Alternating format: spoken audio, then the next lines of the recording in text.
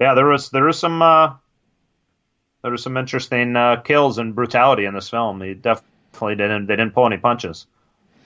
I would say overall, though, it was a very entertaining movie, and I would suggest that you would go see it if you haven't seen. And it really wasn't that gory. That was another one. It wasn't as gory as you thought it would be. No, I think the second Halloween, the original sequel to it, before this one, they made a strong attempt to make it a little more grisly and graphic because that's what was starting to come out at the time of that film. But yeah, this one, yeah, and they protected themselves so they could get more, viewing audience with because this movie, I believe, it was still PG-13, wasn't it? This wasn't an R-rated film, was it? I didn't see any boobies, so I'm not too sure if it was R-rated. Yeah, so I think that just protected their ability to get more eyes on the movie. So yeah, and that didn't bother me as much. That you could see enough of the brutality from the kills, like the memorable scene in the stall and slamming the podcaster's head off the stall door. I don't know how many times that was pretty brutal. So they I don't think they pulled. Even though they weren't giving you the gore fest, they certainly give you a lot of meat on the bone of this movie, which it's done really well in the theaters. It's Halloween. Gore time, of course. So, yeah, I think you might see another sequel to this film. If done right and done in this vein of movie, I think we'll see another one. Yeah, I should bring back Freddy Krueger Nightmare on Elm Street, the original. Have the original guy in it too. Yeah, Robert Englund said he'd be open to doing another one. So that's. I think everybody wants to see that comedic edge to Freddy. Where he would be welcome back, and and go just to wrap up this film. He supposedly he's burned alive like in the original second one, but you never seen a body. There was some breathing at the end of the credits. So, well, that's the other thing in this Halloween movie that you see Michael Myers at the end when they trap him and they try to burn him alive, but then they show the scene again and he's not there. So it makes you believe that he got out somehow and that he's not dead, and that just kind of leaves it open for a sequel. Yeah, and they had to get out of Dodge basically because the home's up in flames. But another point I think is when she shot through the floorboards that may have left him an opening. So I mean, there's a lot of different possibilities for his escape there. So yeah, I can see that. I could see a 7'4" guy kind of squeezing through a couple bullet holes and getting his way out of there. I mean, I can see that. He's in his 60s, but he's pretty spry. He can get up there and bust through the boards.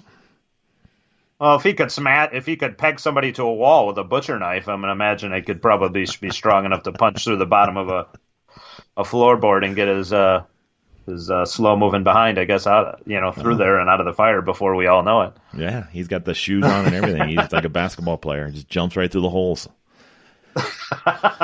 So overall, Jester would recommend this movie if you're interested in those movies and you follow them. It's a cult movie, but if you're looking for a realistic movie, which sometimes I am a little more critical on movies and how I believe that they should be portrayed, I would not say that you would go see this movie if you're really looking for like an actual murder mystery movie. This is more of a cult following. I think people would want to go see it just because they follow Halloween.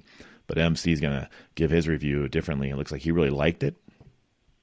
Yeah, I enjoyed it. Like I said, my opinions of it, my criticisms would be few and far between, just because of the last. I tend to look at the products out there. The last couple of Halloweens, the zombie remakes were not my cup of tea. Exploring a different side of them. I think this brought it back closer to the original, and opened up the door for potential more sequels as well. And being a huge fan of the first Halloween, I felt like it did it justice. And this type of new continuity, breaking away from the original 6 or 7 movies they did following that, I felt like they did a great job reestablishing that aura of the first one. And I definitely would say it's highly. If you enjoyed the first Halloween, I would definitely say this one is a must see. And we'll just have to see where they go from here. I mean, you want to keep this order of the film, and we'll see how they go about a third in this continuity movie, and we'll see what they do. I'm pretty sure it'll be made with the amount of money this movie has already made as record time is. As we're recording this, it's definitely a lot of money so far.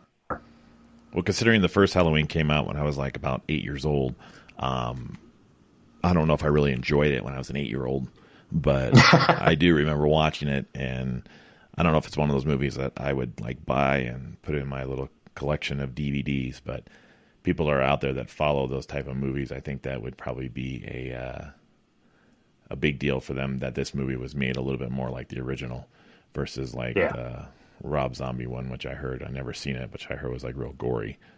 So I would definitely say this is a good movie.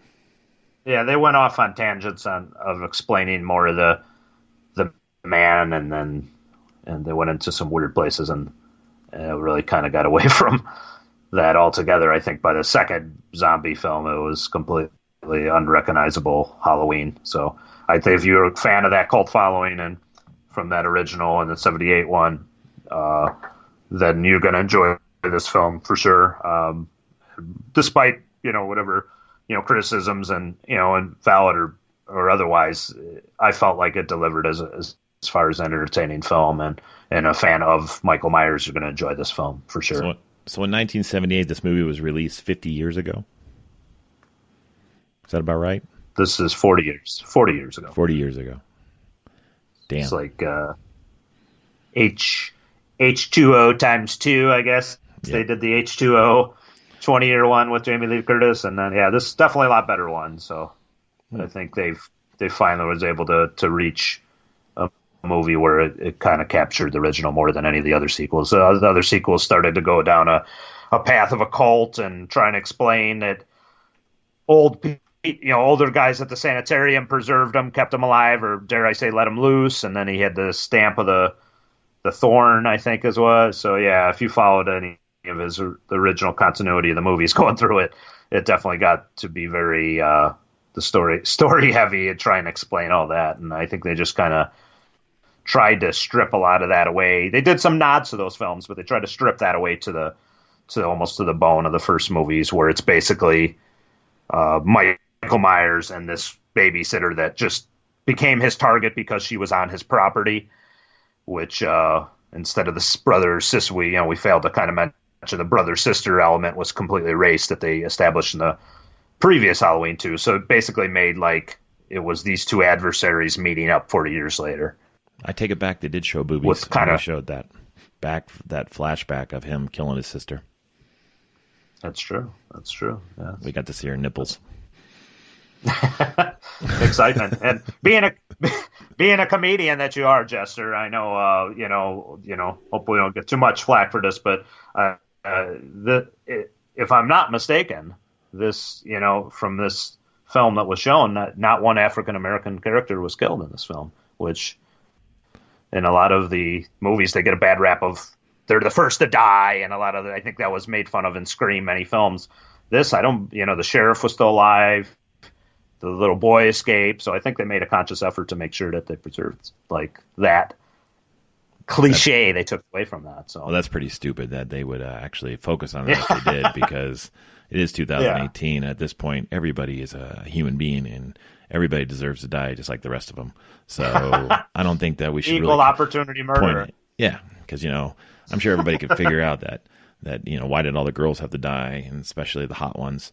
How come there was no ugly fat moms that were getting killed? It was always the good-looking ones.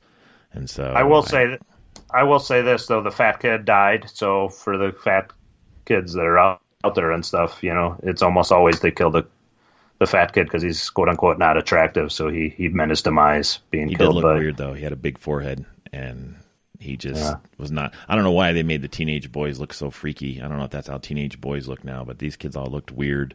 They all had curly hair that was unkept, and all the female role models were definitely like in their 40s, trying to look like they were 18-year-old kids. But they were definitely keeping that aspect of having good-looking female roles, and then the guys were just weird-looking. And they killed the ugly guy. Which I think that's kind of stereotyping too. Why does the ugly guy have to die? He could have helped Michael Myers. He could have joined in the fun since no one likes him because he's ugly.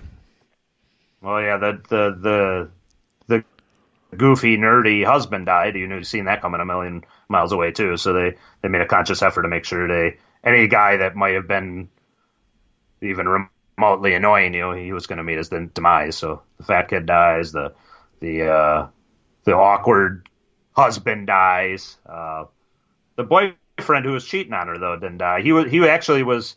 I found this out later after the viewing. He was actually the son of the kid that actually ran around the corner and ran into him after they were bullying Tommy with the pumpkin and the pumpkin smashes. The one kid that runs around in that iconic scene where he runs into him in the first movie, that was his son, supposedly, that in was real life. Dating. No, not in real life.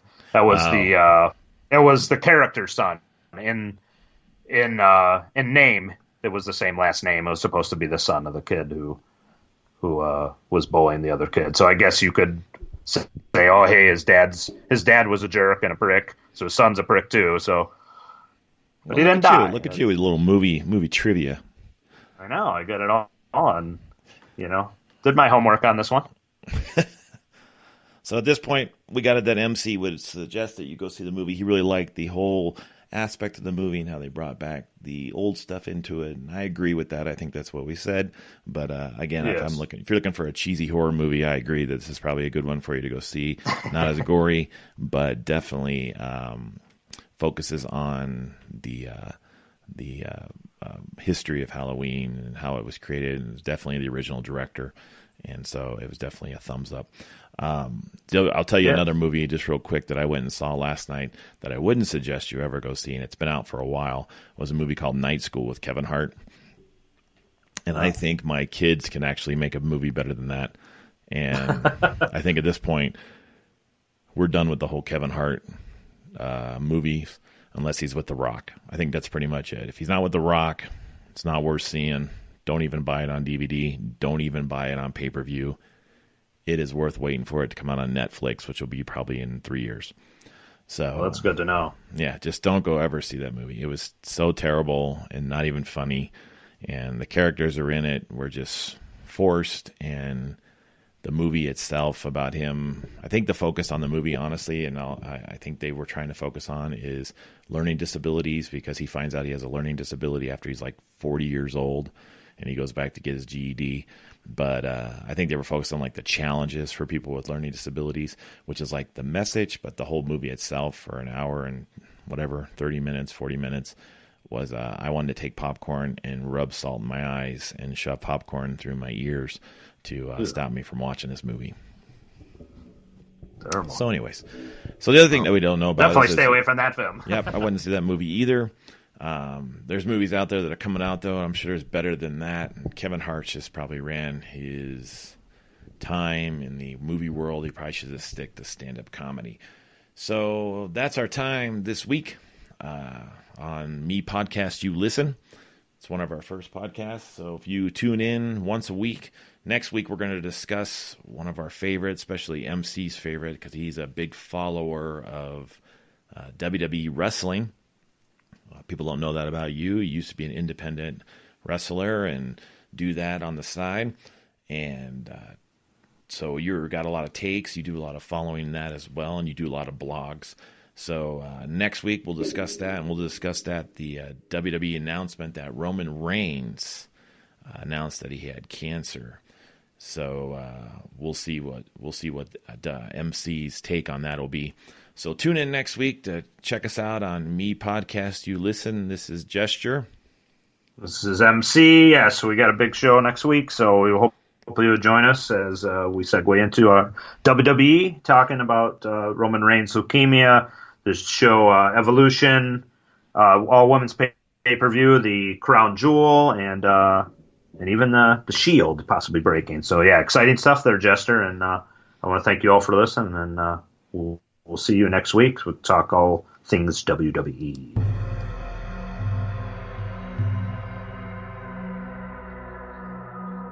Thanks for listening to Me Podcast You Listen. Please follow us on Instagram at Me Podcast You Listen and Facebook at Me Podcast You Listen. Also look for us on Twitter.